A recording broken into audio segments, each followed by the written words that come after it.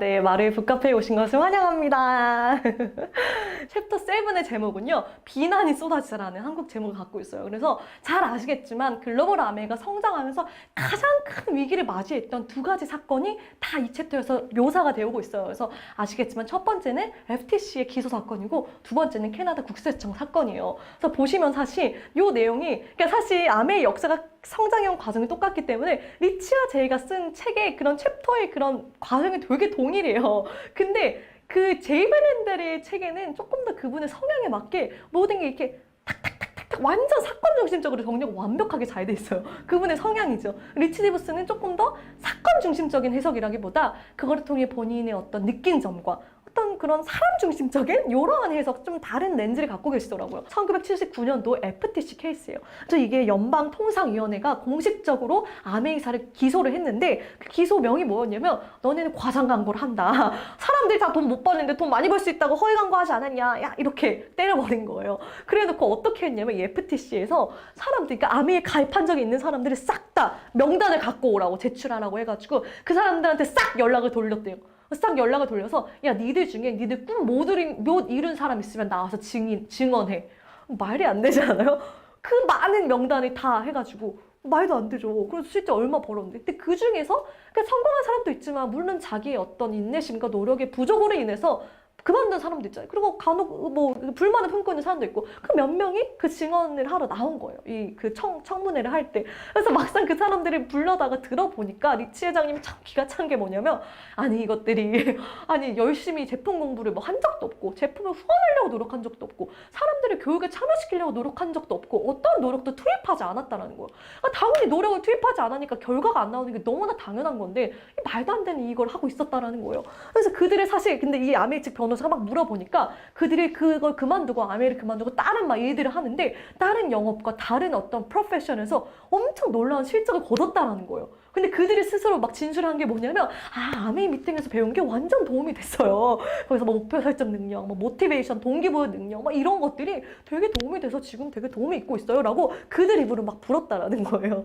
그러니까 이쪽 아메이 측 변호사에서 네 감사합니다 뭐 이렇게 얘기할 정도로 이런 공방이 오고 갔다는 거예요. 그래서 마침내 이게 한 4년에 걸쳐서 진행이 되고 돈도 많이 들어갔는데 결국은 아메이가 절대로 불법적인 어떤 피라미드 방식이 아니라 정말 합법적이다라는 그것이 공식적으로 인정을 받은 거예요. 그래서 이게 위기였지만 공식적으로 우리 FTC에서 인정을 받음으로 이렇게 아메이는 이야기할 수 있게 된 거죠. 어떤 누구가 그 후에라도 아메이 이거 좀 피라미드 아니야? 문제 있는 거 아니야? 라고 하면은 있잖아. 얼마 전에 FTC에서도 너와 똑같은 의문을 제기했는데 정말 면밀하게 모든 거를 검토한 결과 아무런 문제가 없다라는 것이 공식적으로 밝혀졌어 라고 이야기를 할 수 있게 됐다라는 거예요.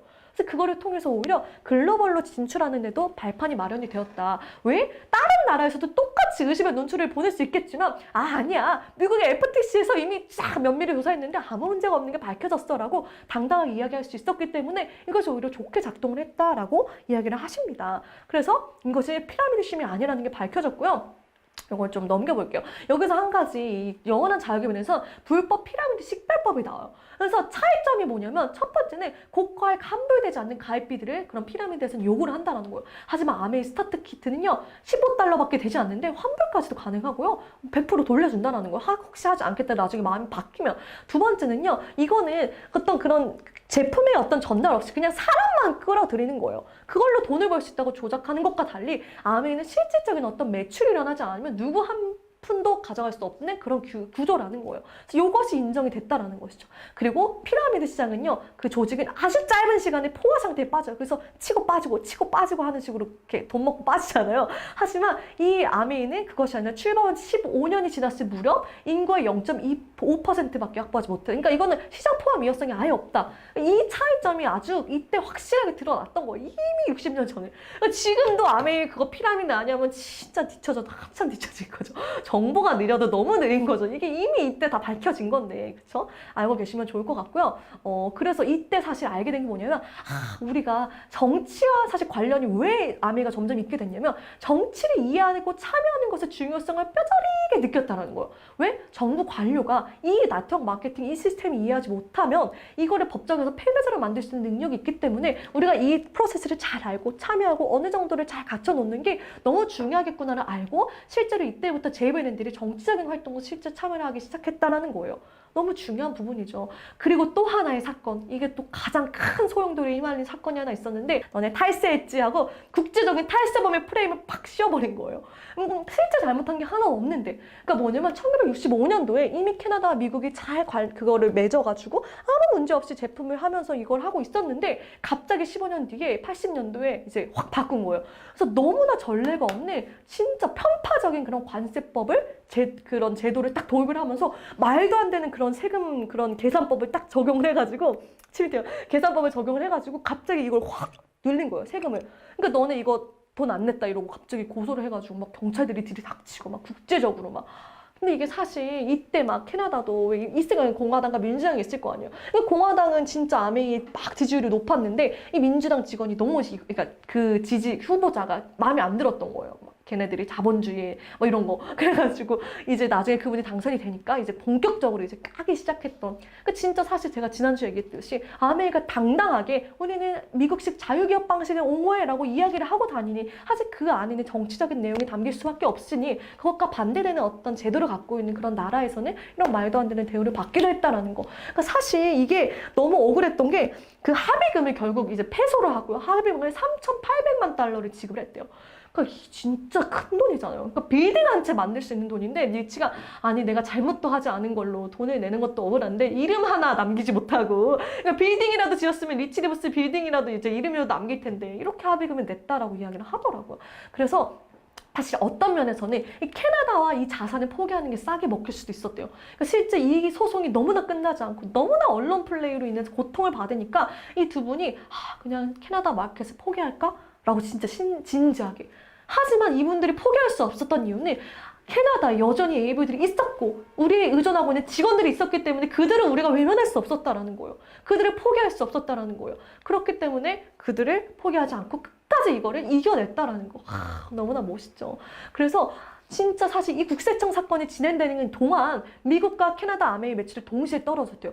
아니 탈세범의 이미지를 씌웠는데 어떤 누가 사실 좋아하겠어요. 사람들은 그냥 언론이 조작하고 선동하면 믿어버리잖아요. 사람들은. 그래서 너무나 힘들었고 막 심지어 그랜드 래피드 막 호텔 가는 것도 힘들 정도 사람들이 막 눈에 띄는 게 막 트라우마가 생길 정도로 리치 회장님 너무 시달리셨는데 이때 이제 밴쿠버에서 이 ABO들이 캐나다 ABO들이 글을 써서 편지를 딱 보내왔대요. 그 편지 내용이 너무나 감동적인데 뭐냐면 저는 또 여러분 두 분이 얼마나 사람들 앞에서 긍정적인 모습을 보여줬는지 잘 알고 있습니다. 이 캐나다에서 벌어지고 있는 일련의 사태와 미국 내에서의 판매 부진으로 총체적인 시련 속에 놓여 있다는 것도 압니다. 이렇게 힘든 상황 속에서 긍정적인 태도 유지하기는 힘든 것을 알지만 두 분은 오래전부터 우리가 얼마나 훌륭한 사람들인지 깨우쳐주기 위해 또한 우리가 그 사실을 믿도록 하기 위해 많은 노력을 기울여 왔다라는 거예요.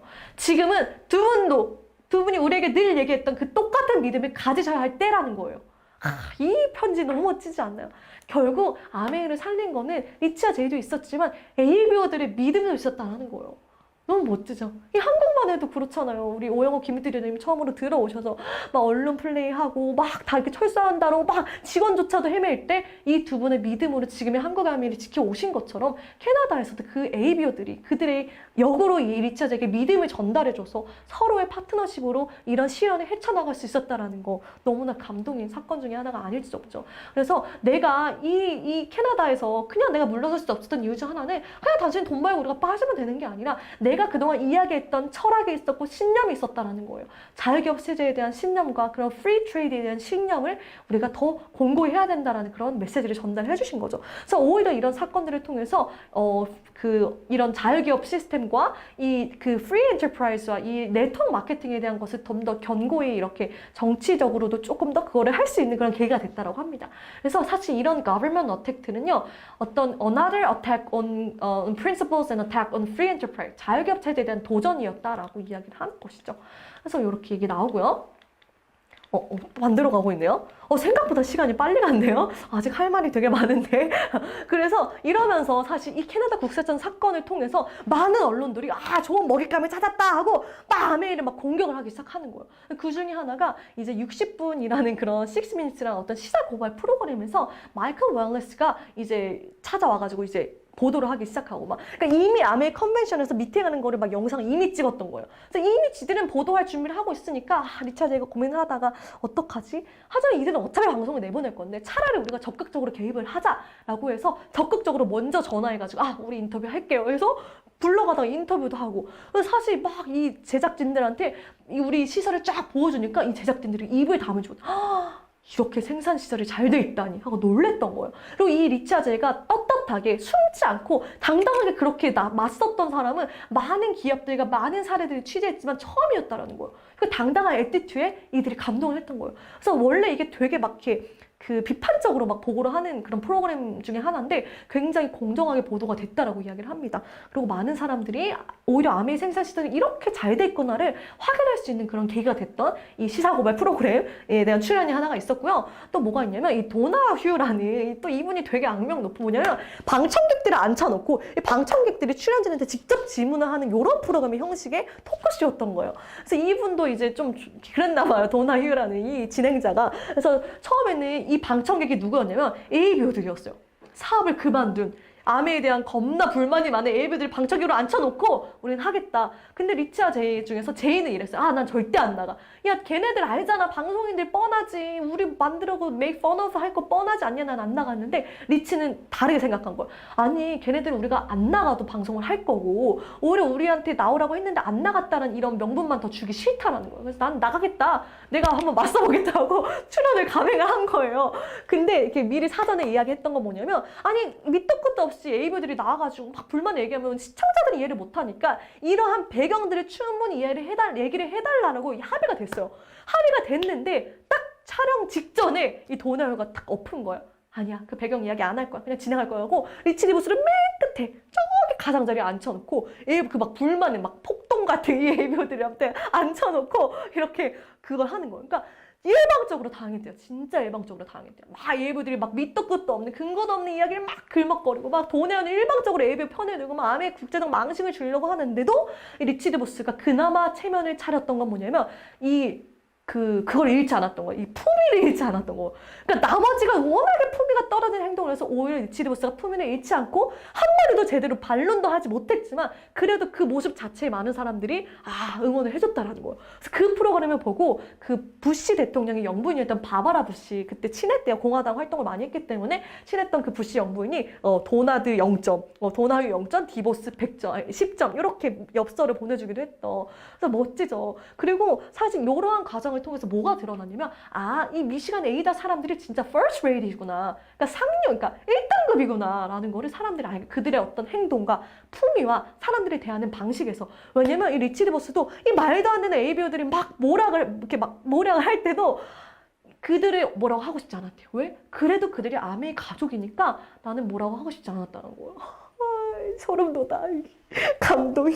그래가지고 이런 어떤 과정을 거치시면서 아메 성장해오는 거예요. 소름 돋아요. 그래서 사실상 아메는 애초에 언론과 친할 수가 없다. 왜? 광고비를 안 내잖아요. 다른 데 얼마나 많이 로비를 하겠어요. 근데 애초에 광고를 하지 않는 독특한 그것 때문에 그런 것도 있었고 사실 아메가 그렇게 막 성장을 하면서 진짜 내가 초창기 때 아메이 알았으면 이렇게 크게 성장할 줄 알았으면 주식 좀 사놓을 걸 이런 사람들도 있었대요. 하지만 우리는 누구 한 푼도 투자를 받지 않는다라는 걸. 왜? 그냥 우리가 애초에 기업을 경영 어떤 철학을 유지할 수 있고 어떤 주주들에 의해 휘둘리지 않을 수 있기 때문에 아메이가 그래서 상장하지 않잖아요. 주식을 상장하지 않는 걸로 또 유명하죠. 이러한 과정들이 챕터 7의 내용이었습니다. 그래서 굵직한 사건 2개가 있었고요. 네, 나머지 챕터 8을 한번 빠르게 달려가 보도록 하겠습니다. 이러한 시련 뒤에 뭐가 오죠? 항상 또 큰 어떤 무지개가 피는 법이죠. 이러한 시련을 겪고 나서 아메이는 오히려 글로벌하게 진출할 수 있는 그런 발판이 마련이 됐는데 챕터 8의 제목은요. Exporting the American Way Worldwide예요.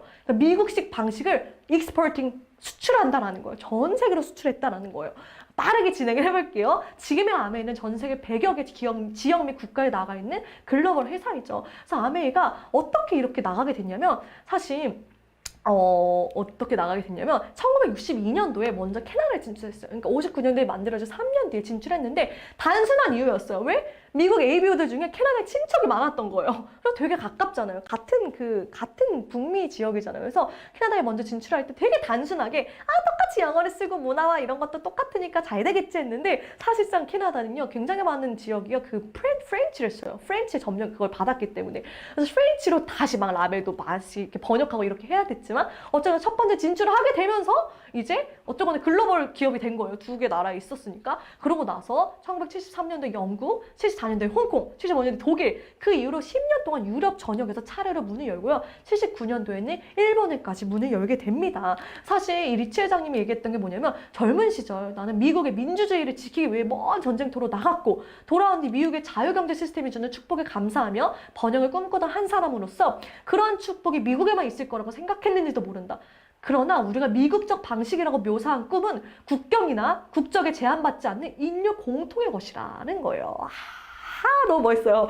너무 멋있어서 이 챕터 8을 리뷰를 하지 않을 수가 없었어요. 그래서 처음에 사람들이 우리를 비전의 사람들이라고 이야기를 하는데 사실 그게 아니라 우리가 진정한 비전의 사람들이었다면 우리가 아메리칸 웨이라고 이름을 짓지도 않았을 거라는 거예요. 그러니까 아메리칸 웨이를 지을 때 그냥 그때는 이미 아메리카에서밖에 그 생각을 못했던 거예요. 이게 이렇게 국제적으로 갈지는 진짜 생각도 못했대요. 진짜로. 그러니까 아메리칸 웨이로 지었겠죠. 근데 이 아메리칸 웨이가 딱 뚜껑을 열고 보니까 아메리카뿐만이 아니라 전 세계의 나라들, 특히 아메리칸 웨이를 가장 싫어할 것 같은 그런 체제를 갖고 있는 나라들조차도 굉장히 반겨주었던 그 무엇이었다라는 거예요. 자연스럽게 이 아메리칸 웨이를 수출하게 됐다라는 거예요. 왜? 이 미국적 방식, 누구나 내가 원하는 삶을, 더 나은 삶을 꿈꾸고 그것을 위해서 노력한다면 그것에 대한 충분한 보상을 받을 수 있다는 이 마케팅 플랜이 누구에게나, 이거는 국경과 인종과 모든 볼더를 넘어서 인류 모두에게 해당되는 그런 선물 같은 메시지였기 때문에 이것이 알아서 퍼져나갔다는 거예요. 너무 감동인 것 같아요. 그래서 이렇게 진출하고요. 사실 이때까지는 어떤 국제 비즈니스에 대한 뭐 어떤 그게 없었대요. 그래서 막 되게 뭐라고 해야 되지? 진짜 체계적이지 않게 그냥 이 나라에는 언제 진출해요? AB들. 이 나라에는 언제 가나요? 맨날 그걸 물어봤대. 아니 저기도 아는 사람이 있는데 이 나라에는 언제 가나요? 한국에는 언제 들어가나요? 이렇게 물어봐서 최대한 많은 사람이 있는 쪽으로 그렇게 오픈을 주먹구구식으로 했는데 사실 딕디보스 리치 회장 장남이죠. 이분이 10년 동안 아미에서 충분한 바닥부터 다양한 부사에서 경험을 쌓고 난 다음에 84년도에 국제사업본부의 부사장으로 임명을 했대요. 이분이 이 아미를 글로벌하게 컴퍼니로 이렇게 성장시키는데 완전 일조를 하신 분이라고 해요. 저 이번에 알았어요. 책 보고. 그래서 이때만 해도 해외 매출 분량이 전체 매출의 5%밖에 되지 않았는데 6년 후에 이 딕디보스가 퇴사할 때는요. 회사의 총 매출의 절반 이상이 아미 현지 법인 외국에서 올라오는 매출이었다라는 거예요. 그래서 이분이 사실 굉장히 전략적으로 사전 기획과 철저한 사전 조사를 통해서 단순히 지인이 많은 국가를 나가는 게 아니라 진짜 이거를 면밀하게 분석을 해서 이렇게 기획적으로 이제 출범을 시키는 그런 거를 했고요. 글로벌 아미의 경우에 큰 공헌을 했다라는 거. 제가 또 이번에 아이도 FC에서 이번에 책을 또 리뷰를 했잖아요. 그러니까 너무 멋지다. 멋진 아들, 멋진 할아버지 밑에 멋진 아들이 있고 그 멋진 아들 밑에 또 멋진 아들이 있고 이렇게 가는 것 같아요. 그러면서 이제 아메이가 어떤 나라들이 진출하게 됐냐면 사실 러시아에도 진출하고요. 중국에도 진출했대요. 진짜 사실 이게 되게 소름 돋는 이야기인데 러시아와 중국이면 어떤 나라예요? 완전 공산권 국가잖아요. 완전 2차 대전, 1차 대전부터 싸웠던 이유가 뭐예요? 얘네들이랑 싸운 거잖아요. 러시아랑 소련이랑. 그쵸? 근데 이 나라들에도 아메리카 진출한 거 보면서 내가 놀랬다라는 거예요. 내가 그렇게 전쟁터에 나가서 일본이랑 싸우고 베트남전 미국 베트남전 참전하고 그랬는데 이 나라에 내가 미국식 방식을 가지고 이걸 수출할 수 있을 거라고 생각도 못 했다라는 거예요. 근데 이게 말 그대로 현실이 돼버렸다. 라는 거죠. 그리고 이제 베트남 같은 경우도 엄청 성장한 국가인데 이 베트남전 또 하면 엄청 우리나라랑 비슷한 역사를 갖고 있잖아요. 그러니까 또 그 북과 이제 남으로 해가지고 그 공산주의였던 호치민 또 베트남 해가지고 미군이 참전했다 미국이 철수를 하기도 하고 엄청 역사를 갖고 있는데 하여간 이 베트남 지금도 사회주의 국가지만 여기도 아메리카 들어가서 지금 활동을 하고 있고요. 또 90년대에 이르러서는 우리의 어떤 글로벌한 아미 입지를 다지기 위해서 우리의 어떤 플랜을 이렇게 그 픽처를 다시 찍었는데 이제 이 글로벌을 가지고 지구본을 들고 찍었다라는 것이죠. 그래서 너무 이때부터 글로벌하다는 거. 그래서 사실 아메가 주장하는 Be Your Own Boss, 너 자신의 사장님이 되세요라는 개념이 미국인은 냉소적으로 반응할지도 모르죠. 왜? 워낙 익숙하니까. 획일화된 전체주의 성향이 강한 일본 사회에서 억눌린 사람들, 특히 주부나 셀러리맨은 이 제안을 기쁘게 받아들인다라는 거예요. 왜? 자기 사업으로 성공할 기회가 워낙에 적다 보니까. 이 일본 같은 경우는 2차 대전도 패전하고 전체주의 국가 중에 하나였죠. 전체주의 국가가 뭐냐면 전체주의는 국가나 집단의 전체를 개인보다도 우위에 두고 개인은 전체의 존립과 발전을 위한 수단을 여기는 사상이다. 히틀러의 나치와 같은 사상이죠. 그리고 뭐 소련의 스탈린 같은 이런 사람들. 그러니까 이런 데서는 개인이 워낙에 억눌려 있었는데 아메이가 들어오니까 억눌려 있던 나의 꿈을 찾아주고 너 스스로 너의 사업을 가질 수 있어 기회를 주고 독려해주고 그 가능성을 일깨워주는 이런 비즈니스 모델이 완전 환영받았다는 거예요. 오히려 미국에서는 너무 taken for granted, 너무 당연한 것으로 받아들였지만 이러한 나라들에서는 더 열광을 하고 사람들이 막 환호를 했던 그런 아이디어가 되었다는 것이죠. 그래서 러시아에서도 처음에 아메가 딱 그랜드 오프닝을 할 때 600명 정도가 모였는데 이 한마디를 해달라고 했대요. 리치 데버스한테. 뭐냐면 You can do it. 이 You can do it을 날린 그날에 아주 러시아가 뒤집어졌대요. 사람들이 막 의자에 올라가서 막 축구 응원단처럼 환호를 하고 막 열기가 장난이 아니었는데 왜? 이 러시안 피플은 그동안 얼마나 억눌려 있었겠어요. 한 번도 내가 자유로울 수 있다는 그 아이디어, 내 비즈니스를 내가 소유할 수 있는 그 아이디어, 그리고 나를 위해 뭔가를 할 수 있다는 그 아이디어, 뭔가를 성취할 수 있다는 그 아이디어 자체가 없었잖아요. 근데 이것이 오픈되고 아메가 그 기회를 줬으니 사람들이 본성은 어쩔 수 없잖아. 우리 본성은. 그러니까 리치 회장님이 이야기하는 게 본성이에요. 본성. 우리 본성으로부터 시작한다. 공산주의는 인간이 어디서 시작해요? 네, 여기서 얘기하지 않겠습니다. 뭐냐면은 그 리치 회장이 뭐라고 얘기하냐면 우리 사람은 그냥 clay와 dirt로 이루어진 게 아니라 우리 안에는 living spirit이 있다라는 거예요. 살아있는 spirit, 영이 있다. 그 영이 뭐겠어요? 영이 있기 때문에 우리는 자유롭게 꿈꾸고 이룰 수 있다는 고귀한 존재들이라는 것에서부터 출발을 하잖아요. 그러니까 그거는 어떻게 억누를 수가 없다는 거예요. 근데 그거를 일깨워준 게 바로 아메 시스템이었다라는 거죠. 그래서 니까짓게 뭘 하겠냐라는 억압의 말을 들으며 꿈을 빼앗겼던 전 세계 모든 사람들이 이제 희망의 소리를 외쳐대기 시작했다라는 거예요. 너무 감동이죠. 그래서 이런 그 예전에 있던 그 이스턴 유럽 같은 경우, 그러니까 구소련의 어떤 그런 지역 그 공산주의 국가들에게도 하나하나씩 아메이가 들어가게 되고요. 뭐 헝가리 같은 경우도 등록한 첫 해에 8만 5천 명이 아메이 회원으로 등록을 해서 엄청 자기 사업을 펼쳐나가기 시작하는 거예요. 그리고 브라질에서도 마찬가지로. 그러니까 남미 막 항해하면서 막 배가 막 전복했을 때도 끝까지 남미를 쫙 돌았잖아요.